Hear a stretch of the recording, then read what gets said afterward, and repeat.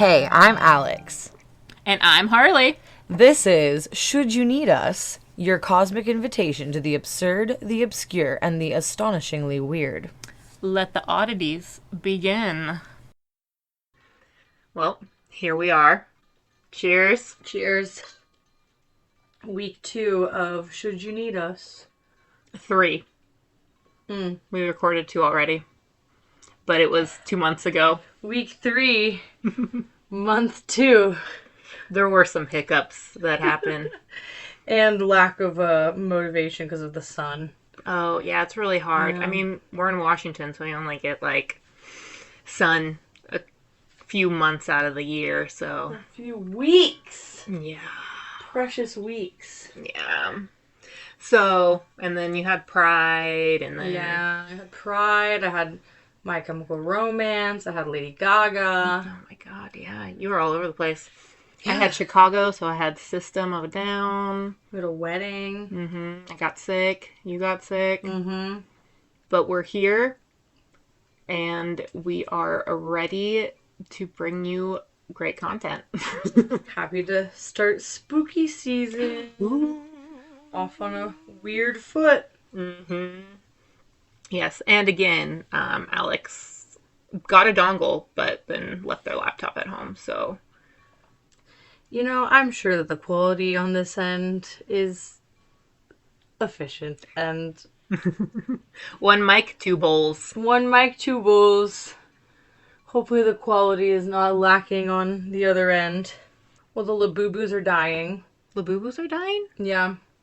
Why are Labubus dying? Well, the trend is dying. Oh, no. Not the boo-boos themselves. They're fine, which is the problem, is that they're all going to the landfill. Oh, no. And the Goodwill. Oh, what about the Lafufus? Them as well. But even the certified real Labubus are going to the Goodwill in troves.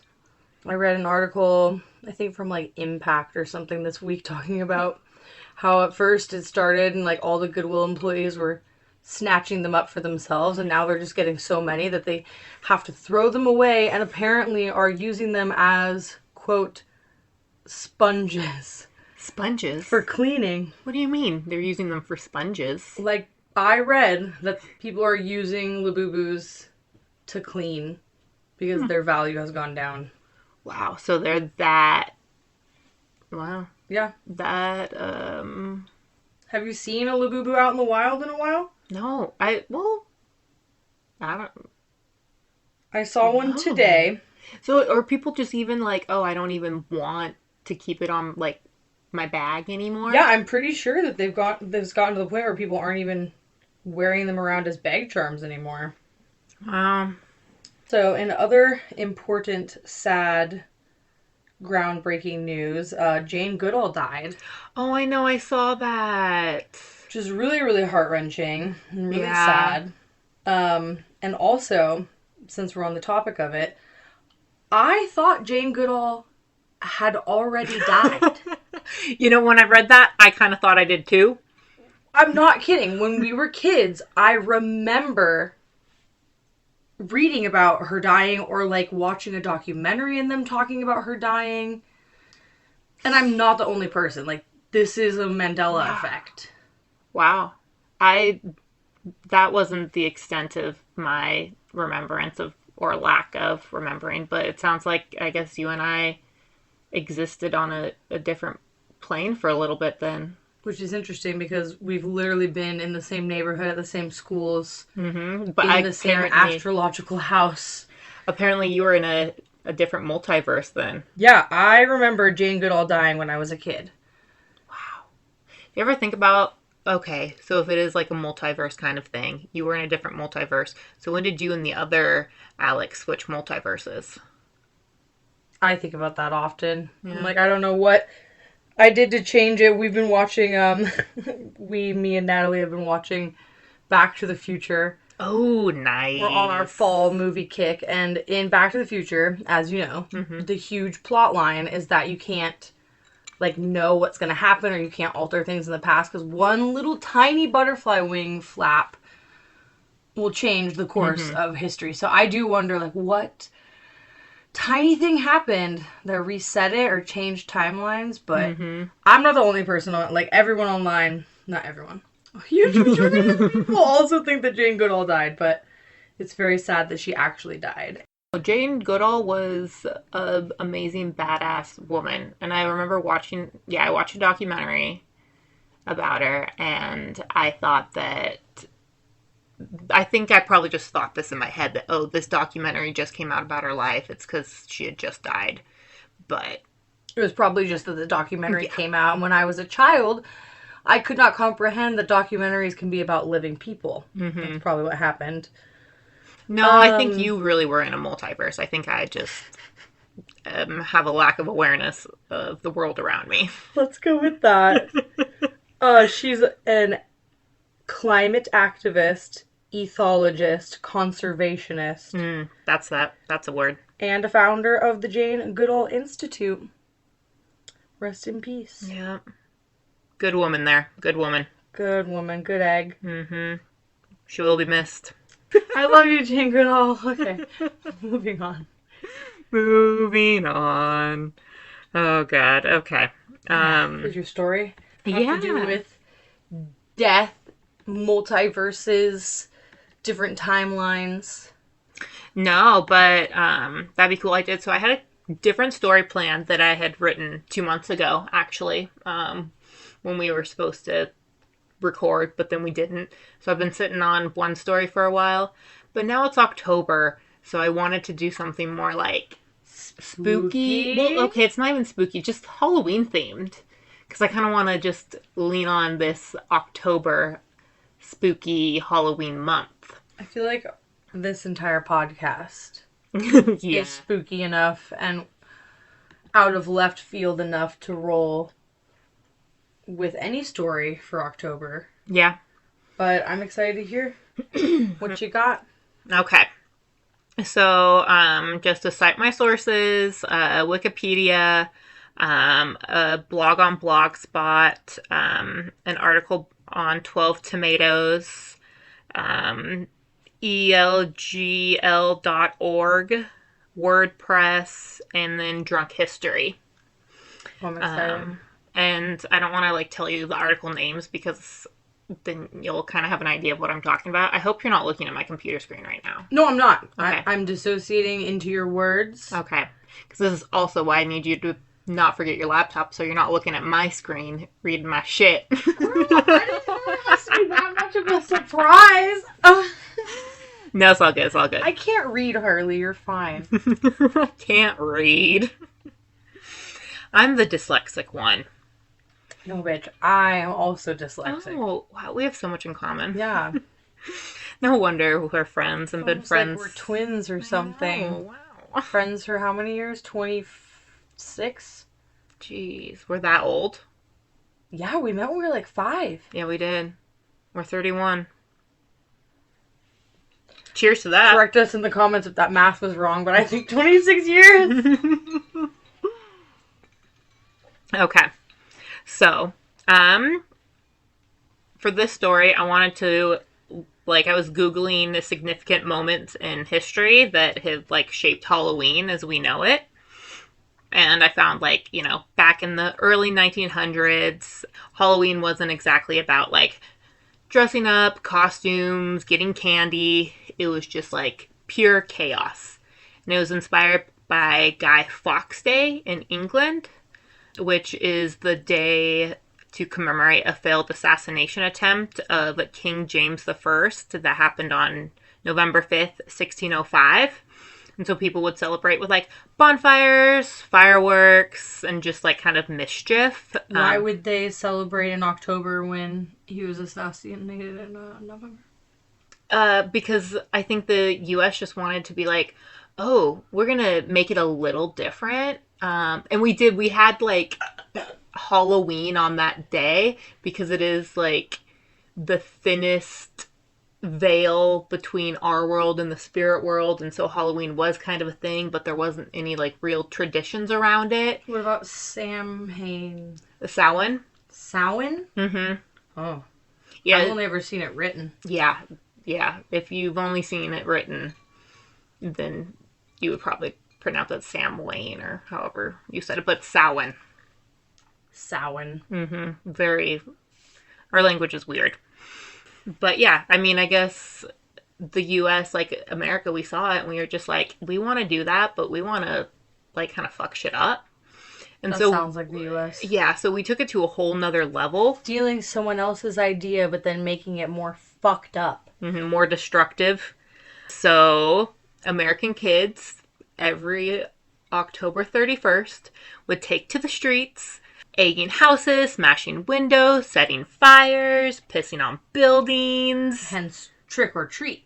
Yeah, that's where the trick came in. There was no treat yet during this time, just the tricks. Oh my god.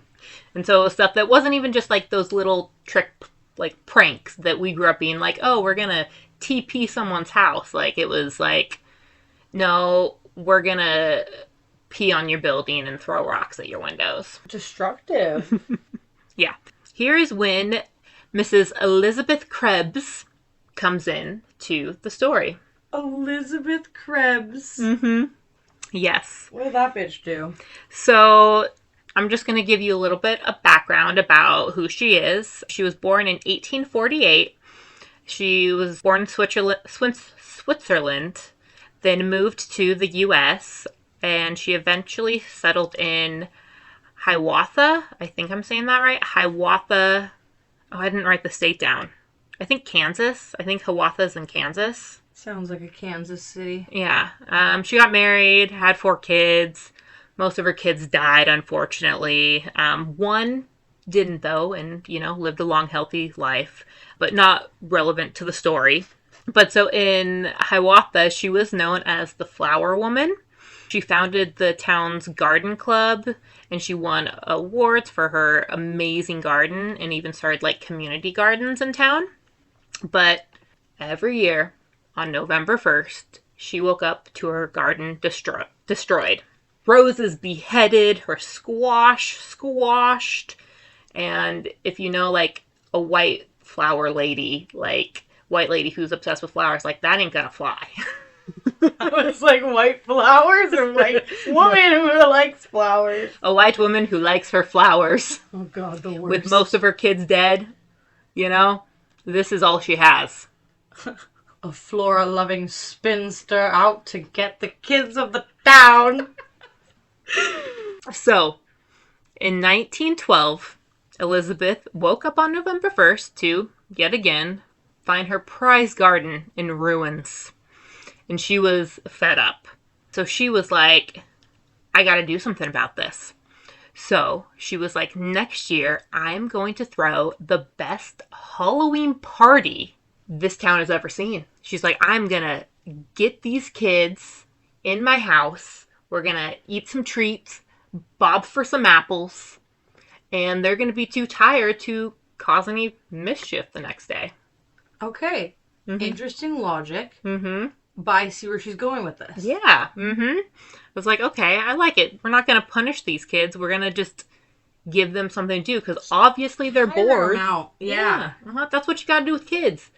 If they don't have a direction, they're just going to go crazy. She spent all year planning this party. She decorated, made sweet treats, and then October 31st, she invited all the kids to her house. They had a giant party, and she was like, yes. This is working. Like, a lot of these kids are here. Like, they're going to be way too tired from my party to destroy my flowers. They're going to be so full on all these treats I made. This is perfect. So, party ended. Next morning, she woke up, looked out her window, and her garden was destroyed. And not just her garden, but all the neighbors. Their windows were smashed. A mail truck was on fire. This really happened? Yes. Maybe she just gave them enough energy to be up all night and Well, that's what this tear shit down. That's a good point with sweets. Don't give kids a bunch of sweets. A late night party, they're going to be up all night. The destruction just became at night, not in the morning. It got worse. They were lighting mail trucks on fire. Oh my god. So, What year is this? this was 1913. Okay. Yeah. So she was like, okay, I got a 1 year to plan something. We're going to try it again. But this time she's like, okay, I need help from the whole town. So she got like teachers, city leaders, all the neighbors, and she was like, we need something that's going to be bigger and better than just like a little party at my house. City people were just like, you're crazy, old lady. This isn't going to work. And she was like, well, do you have any better ideas? Because you haven't done jack shit. So if you have another idea, we can try that. And they were like, no, we don't. So, yeah, you can throw a party in the town square. So she was like, cool. She could poison all of the children. And then there would be none left to destroy her garden in the morning. But I'm excited to hear what she actually does. That is, yeah, I didn't think of that. The city leaders didn't either. Wow, that's surprising. But yeah, they should have had you back then. What are you going to do? Now it's October 31st, 1914, and Hiawatha hosted its first ever Halloween frolic. There was a parade, costume contest, music, food, not just treats. There was like food this time. And the whole town showed up. It was huge. Like, everyone ended up joining in the parade, marching all around town, playing all this dandy music. And so Elizabeth was like, okay, I think this is going to do it. This is going to solve our issues of hooligans. She woke up the next morning, and what do you think she saw? A desecrated garden. No, her garden was untouched. What? It worked? It worked. No mail trucks on fire. No windows smashed. The police officers were coming up to Miss Krebs and were like, you did it. You poisoned the kids. They're all dead. What'd they say to her? No, they're just like, yeah, you did it. That worked. You surprised us. Pat on the back, girl. Wow. You can go garden your little heart out now. What happened to the children? They were in bed sleeping. Wow. I think it was the parade, that walk in the parade, and that music, jiving and dancing. Tired them out. And probably substantial food that wasn't just like candy. See? I knew it. They got all jacked up on Mountain Dew and tore the town apart. Not in 1914. Mountain Dew has been around for a very long time. No, I'm just saying not in 1914. Like, they didn't get jacked up on Mountain Dew in 1914 because they all passed out. That's and fair. didn't. But in cause 1913 they did. Yeah. So the Mountain Dew must have been alive and well then. Mountain Dew only was originated in the 1940s anyway, so it took a while longer. Yeah, so the frolic became an annual tradition. Other towns started to take notice too, and slowly Halloween transformed into this night of celebration, costumes, candy, and it all started with just this one woman who was tired of seeing her flowers stomped on every November 1st. Wow. Yeah. Wow, honestly, if white women could just put their energy, love, aggression into something good that doesn't just self-serve, look at what, look what could happen to the world. Yeah.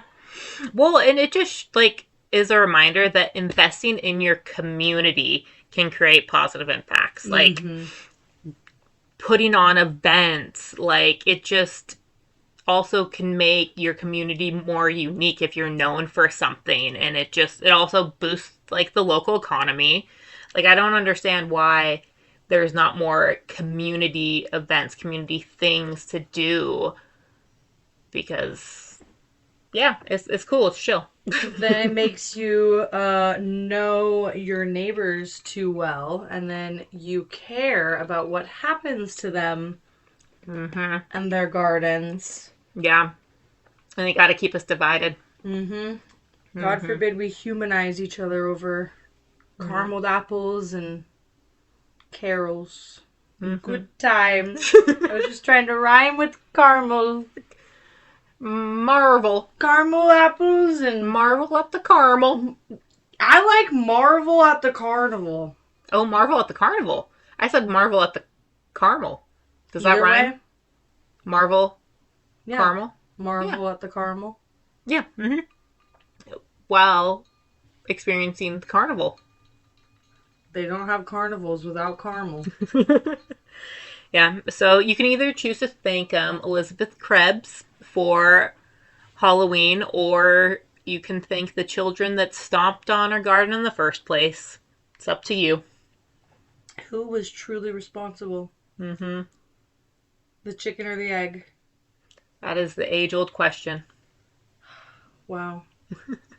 I love Halloween. Me too. Frickin' bats. Yeah. Frickin' bats. I love Halloween. But yeah, so that's my story today. It's a little short, but we'll be at you guys next week. It's a cute short story about Halloween. I love that. Yeah. I love hearing the weird things we used to do around this holiday, because it's a extra weird one. Mm-hmm. And not a lot is known about it, apparently. Yeah. And then next week we'll be at you guys, and we're gonna also add a little new segment, so you won't just hear me talking about stories the whole time. New news. Yes. Starring me and old news from the week before. Woo! Get you guys up to date on the weird happenings Of our extra weird world. Mm-hmm. Become increasingly weirder by the day.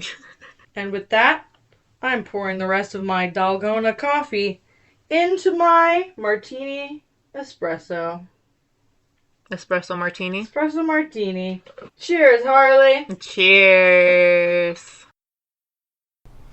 Well, that's our show. I'm Harley. And I'm Alex. And don't forget to read the signs, dodge the curses, question everything, and laugh loud. And remember, should you need us, we'll be here.